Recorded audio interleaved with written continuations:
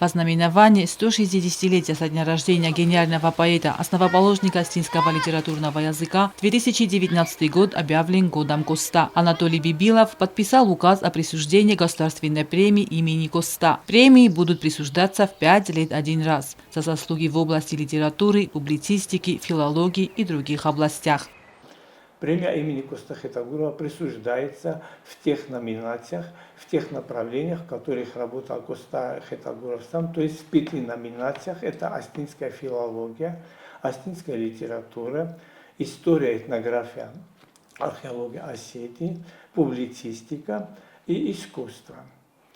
К номинации искусства относятся как художественные произведения, то есть творения художников, так и кино, фотоматериалы, которые могут быть представлены соответствующими ведомствами. Выдвижение кандидатов на соискание премии Коста Хетагурова осуществляют научно-исследовательский институт, Министерство образования и культуры, творческие союзы. Положение было опубликовано в СМИ, где также представлена подробная информация.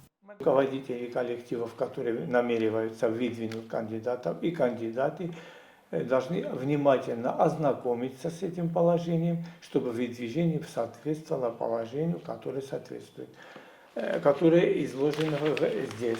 То есть, в частности, к премии Коста могут выдвигаться работы, которые созданы, опубликованы, общественно представлены, то есть, если это картины или произведения искусства, в период с июня 2016 года по 1 июня 2019 года, то есть за 3 года.